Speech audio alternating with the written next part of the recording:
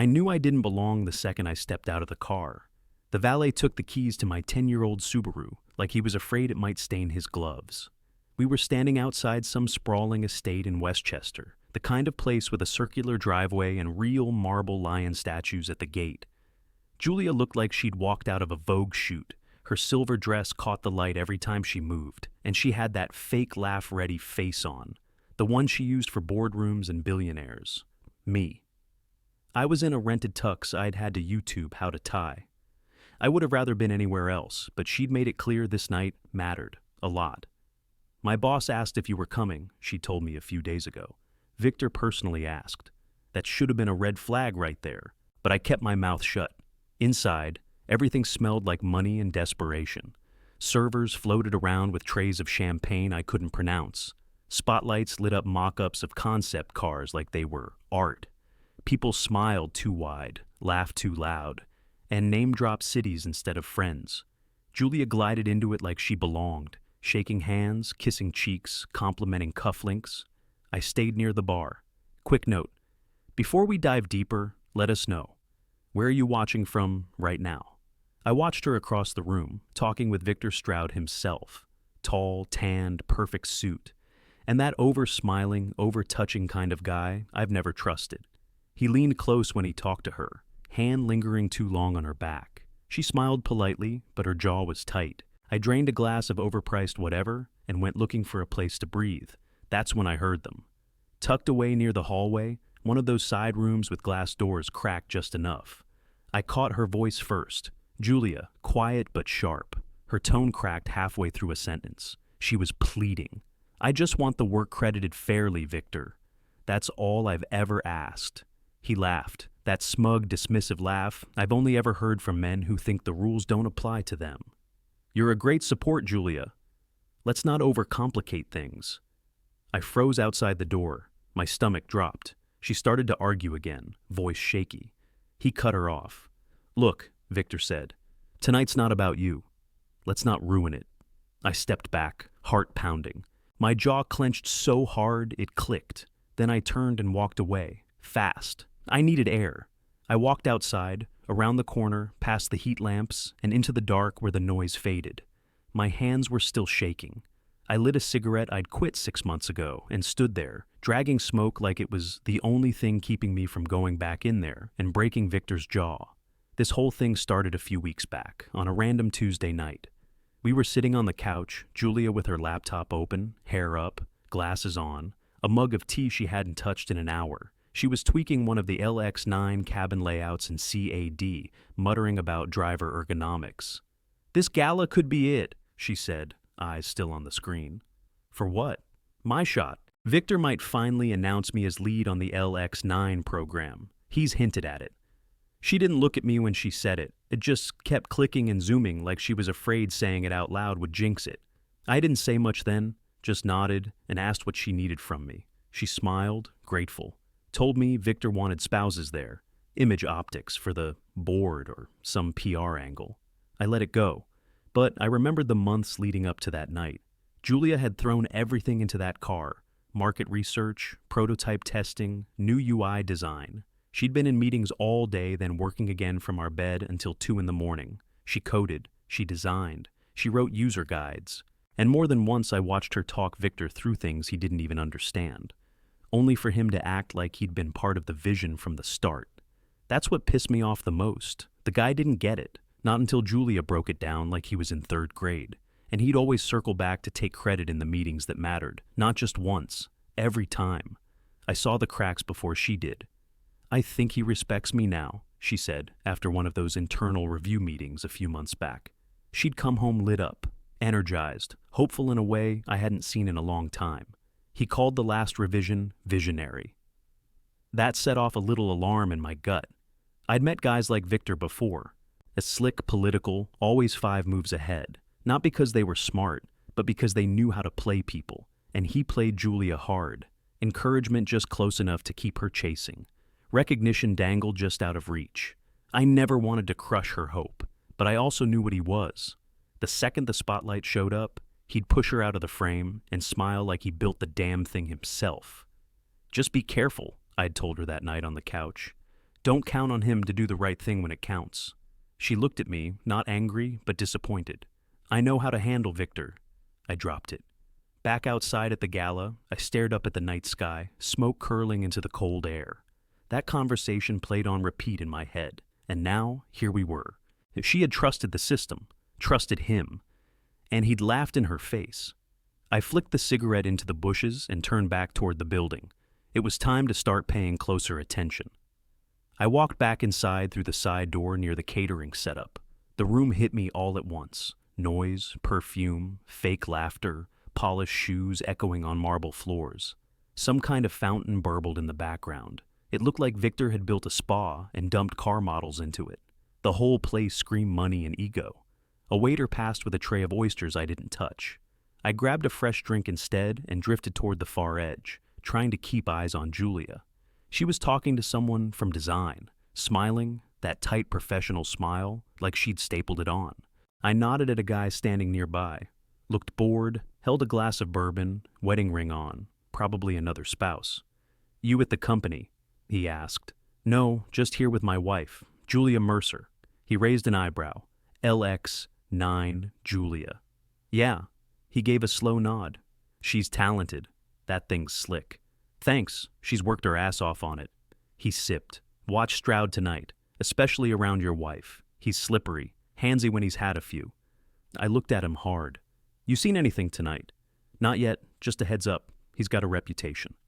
Before I could respond, Victor walked past us with a drink in each hand. He spotted Julia and beelined straight to her. She laughed at something someone said, then turned, and her smile stiffened when she saw him. He handed her one of the drinks, said something low, and touched the small of her back as he leaned in. I couldn't hear what he said, but I saw the way her body tensed. Then she followed him out of the room. I waited a few minutes, tried not to look obvious, then made my way toward the hallway where they disappeared. She wasn't there.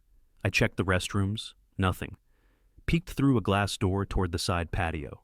Empty. 10 more minutes passed. Still no sign of her. My stomach started to knot up. I stepped outside again, not for air this time, but to look. That's when I heard her. It was faint, her voice raised but controlled, coming from somewhere down the corridor past the library setup. I followed it, past a couple of abstract paintings and into a wing marked private. The door to one of the rooms was cracked, just enough. "I built that system from scratch, Victor. You know that. You saw every version. Julia, come on. The design was company-driven. We're all part of the process." "No, you fought me on every phase until it passed testing. Now you want credit." "I am taking credit," he said, flat, like it wasn't up for debate. "Publicly. My name will be on the release. You'll be acknowledged internally." There was silence. Then she said, quieter, "You promised." He laughed, cold and short. "That's not how this game works." I moved closer, keeping my back to the wall. "Your promotion's still on the table," he added, "if you're smart about this." She didn't respond. "You get a title, a raise, a stronger voice next round. That's a win." Still nothing. Victor sighed. "Julia, don't make this harder than it needs to be." My fists clenched. I felt the blood pounding behind my eyes. I heard the sound of a glass being set down. Her heels shifted. She stepped toward the door. I backed up fast, turned the corner like I hadn't been there at all. Whatever I was going to do next, it had to be smart. Not loud, not now. I circled back into the main room, still shaking. Everyone was laughing, sipping wine, talking about nothing that mattered. Julia returned a few minutes later, calm on the surface, but her eyes were blown wide like she'd just been hit. I didn't say anything, neither did she. Not here. Instead, I slipped away again and scanned the crowd. I wasn't sure what I was looking for. I just knew I couldn't let that bastard get away with this. Near the bar, a woman stood alone, checking her phone. Black suit, low heels, no nonsense. She didn't look like a spouse. "You with the company?" I asked. She glanced up. "Not officially. Mara Fields Compliance Consulting." That stopped me. I remembered the name. Julia had mentioned her once. Used to be an engineer. Switched over to legal after some patent mess a few years back. "I'm Alan, Julia Mercer's husband." She tucked her phone away. "Julia's the real brains behind LX9. I stepped in closer. "Victor's stealing her work. Just told her flat out he's taking credit. Called it company-owned development and offered her a raise to stay quiet." Mara's eyebrows went up, but she didn't look surprised. Let me guess. Promised her visibility. Maybe a mention in a memo. I nodded. Yeah, classic Stroud play. He's done it before. Buries people under legal speak and NDAs. Makes everything sound official so no one questions it. You've seen this happen. More than once. But nobody ever fights it. Scared to burn bridges. She's got the originals, I said, keeping my voice low. Design files, emails, version history. She saved everything. That got her attention. Timestamps. Yeah, she gave a slow nod. That's leverage. Maybe not court level, but enough to rattle some cages, especially if the right people see it. She pulled a card from her jacket and handed it to me. Plain white, name, number, no logo. Tell her to call me if she wants a path out. I stared at the card. You think she has a shot? If she's ready to punch back, yeah, but it has to be clean, documented, and public enough that legal can't smother it. I looked at her. Why are you helping? She gave a thin smile. Because I've been where she is. And because Victor's overdue for a fall. I slipped the card into my jacket. A voice called Mara's name from across the room. She nodded once, then moved toward the other end of the bar like we hadn't spoken at all. I stayed planted for a second, watching her go. Then I scanned for Julia. She stood stiff near one of the design models, half listening to some junior exec yammer about dashboard aesthetics. Her face was blank, not angry, just gone. I walked up beside her and placed a hand on her lower back. She didn't flinch, but she didn't look at me either. We should head out soon, I said. She gave a tiny nod and kept staring straight ahead. I didn't push, just stayed beside her until she turned and started toward the door. We left through the front this time. No goodbyes, no fake smiles. Only one thing mattered now. Victor thought he'd ended it tonight. He didn't know this was just the start. We didn't speak the whole ride home. Julia stared out the passenger window like she was somewhere else entirely. Her hands were folded tight in her lap. I kept glancing over, waiting for her to say something, but nothing came. When we pulled into the driveway, she sat there for a second before getting out. Inside, she kicked her heels off and walked straight into the kitchen.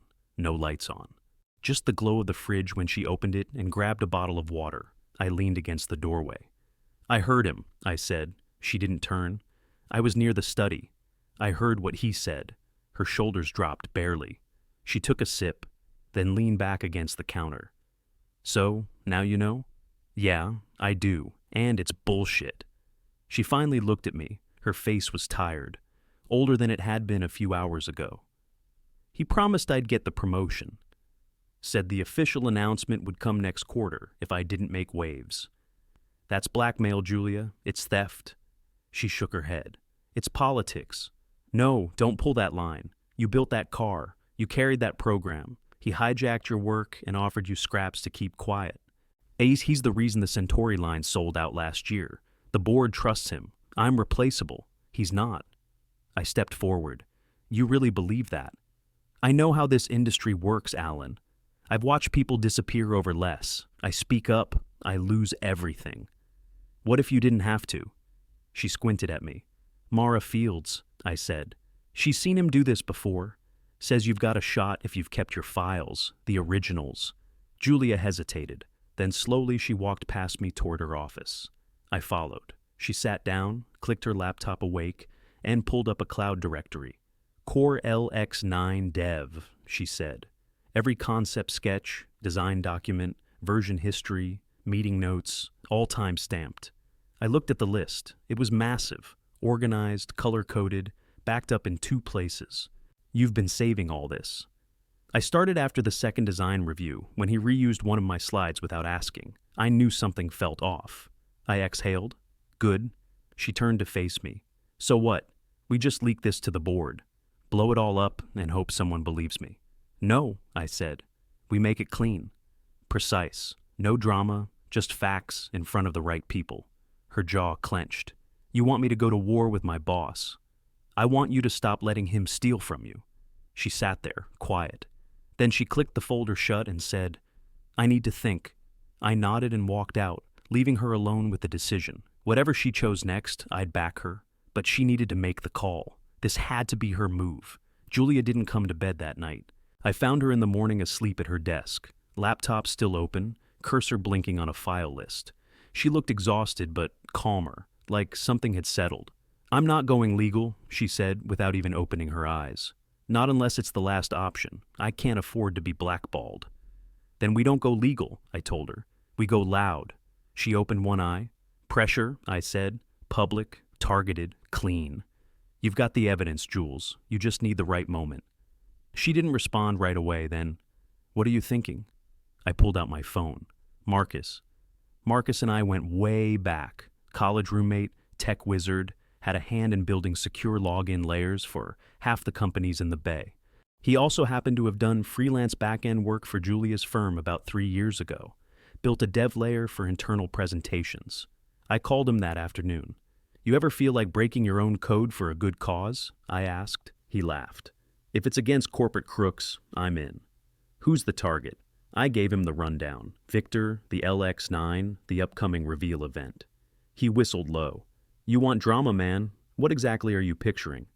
"Something small but hard-hitting. Subtle.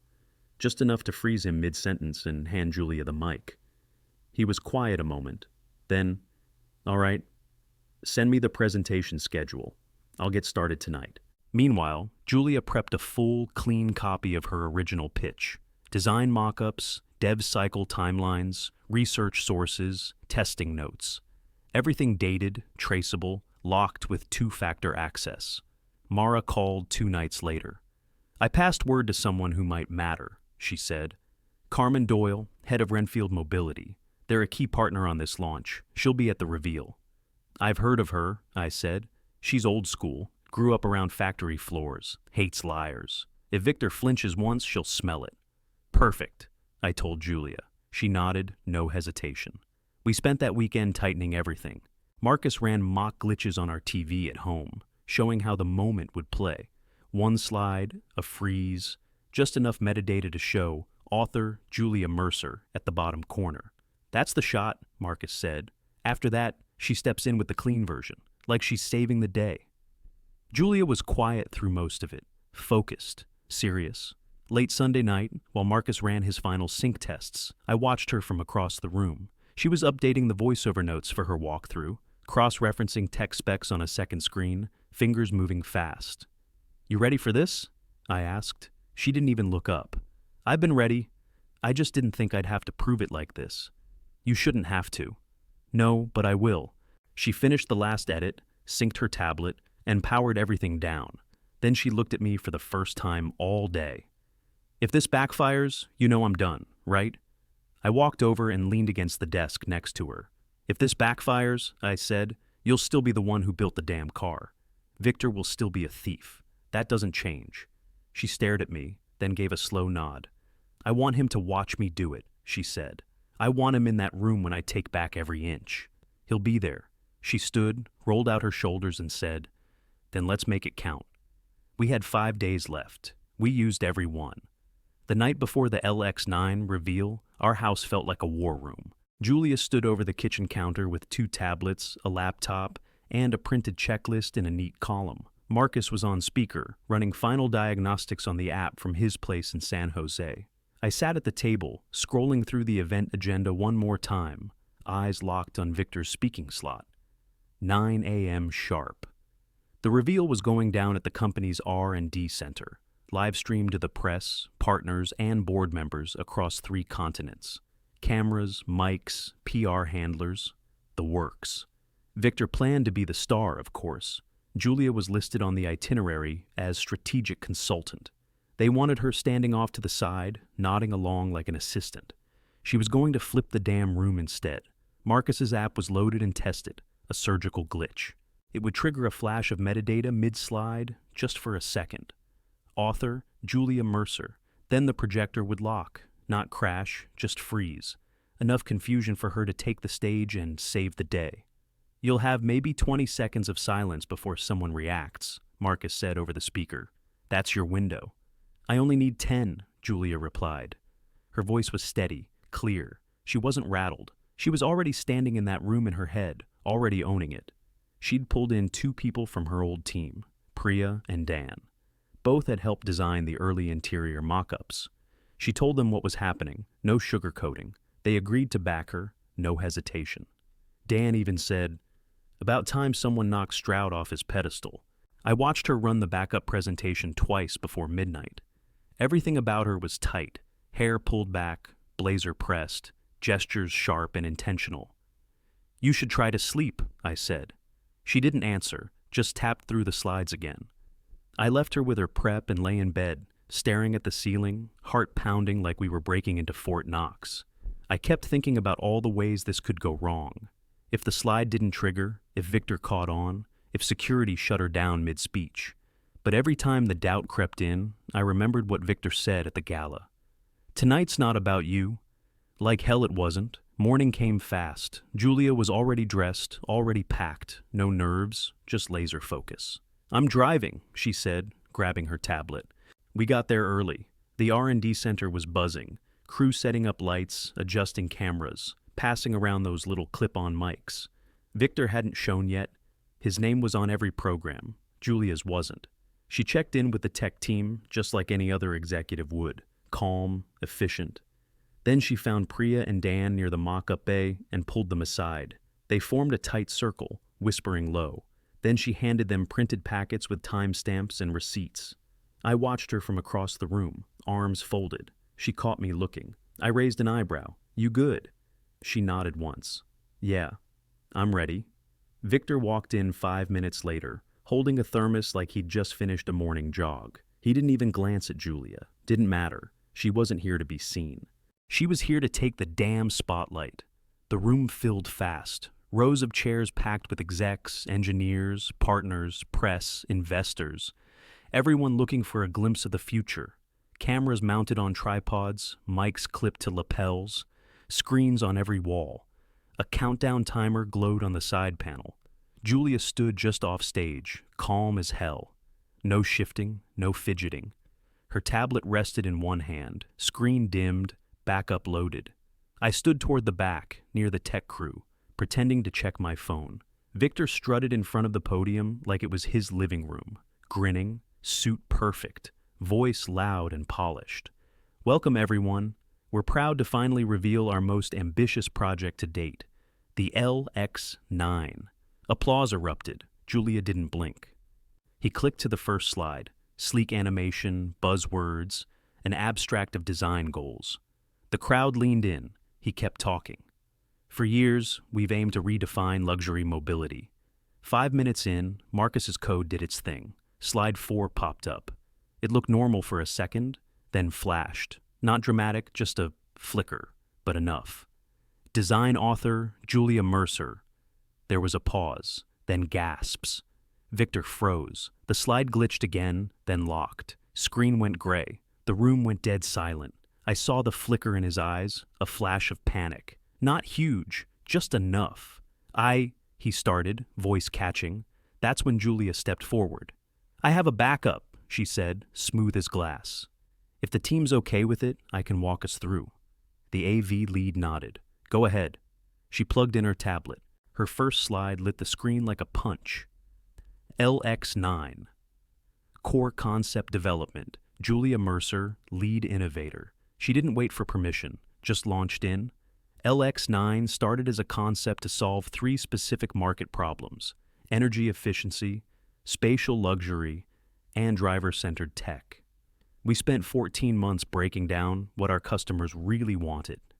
Her voice was steady, clear, confident, not loud, just undeniable. She clicked to the next slide, testing photos, sim results, timeline charts, all time-stamped, all hers. I led the internal team for UI mapping, testing logistics, and engineering alignment. Here's how that process unfolded. Victor tried to recover, moved closer, opened his mouth, but Carmen Doyle, sitting front row, cut him off.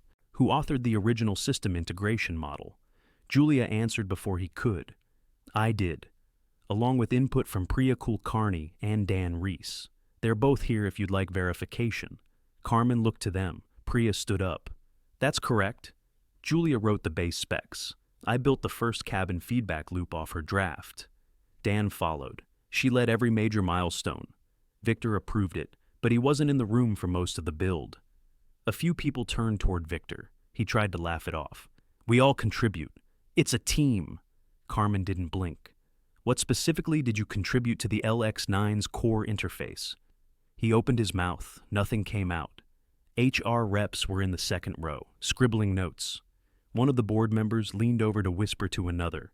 Julia kept going. Final slide, rollout projections, launch risk mitigation, partner strategy. Her name on every doc footer. No spin, no drama, just receipts. This vehicle was not just engineered, she said at the end. It was architected with intention, by a team that understood the user and never lost focus, no matter how many layers tried to take control. Silence followed, the kind that fills a room when the truth lands harder than any speech ever could. Victor didn't move. The event lead walked up and said into the mic, "We'll now open the floor for follow-ups and one-on-one demos." "Thank you." Julia stepped down like she owned the floor, because she did.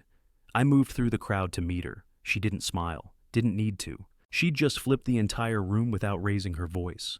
Victor stood frozen at the edge of the stage, eyes darting, hands twitching like he still didn't understand how it slipped away.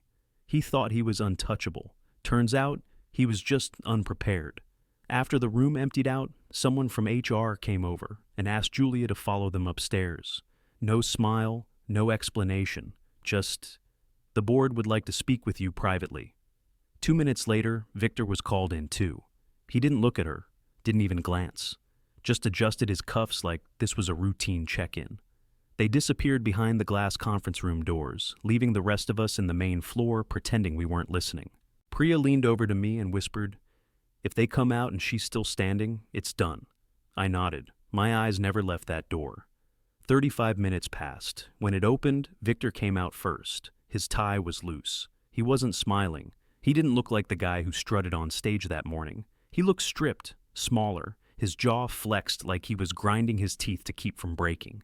He passed me in the hallway, then stopped cold when he realized who I was. "You did this," he muttered, voice low and bitter. I stared him down. "No, you did this to yourself." His eyes narrowed. "You underestimated the wrong person," I added. Again. He didn't respond, just walked off toward the elevators, like a man headed nowhere. 10 minutes later, Julia stepped out of the boardroom. She didn't look victorious, she looked steady. She walked straight to me. "They're putting him on leave. Internal investigation starts Monday." I blinked. "What about you?" "They're naming me interim head of innovation, pending full approval at next quarter's vote." I grabbed her hand. She squeezed mine once and kept walking. We passed the atrium and into the side wing, where her team was still gathered, waiting by the reception desk. Dan was the first to spot her. "Well," she just said, "Victor's out." Priya let out a "holy shit" and hugged her. Someone else clapped. Then more people started cheering. No one made a big speech, no confetti, just quiet validation. That was all she needed. Her phone started buzzing non-stop. Texts, Slack messages, emails. I watched her glance at the screen, scroll through a few, then smile. "Industry folks?" I asked. "Some old contacts. A couple partners, even one competitor. They offering anything? Not yet, but they're watching." Mara showed up 20 minutes later, calm as always, sipping a black coffee like it was any other Thursday. "You really came?" I asked. "Wouldn't miss it?" She looked at Julia. "You crushed him." Julia didn't gloat. She didn't need to. Mara smiled and said, "Now, that's how you architect a takedown." We left the building around 5. Julia's bag was slung over one shoulder, tablet still inside. Down in the parking garage, I spotted Victor again. He was standing near his car, phone in hand, staring at nothing. He saw us. Didn't speak this time. Just got in and drove off. Julia watched him go. "Think he'll land somewhere else?" "Probably," I said. "But not here. Not after today." She nodded once. We climbed into the car, and for the first time all day she leaned back in her seat and let out a long, slow breath. "You okay?" I asked. "I will be." That was enough for now.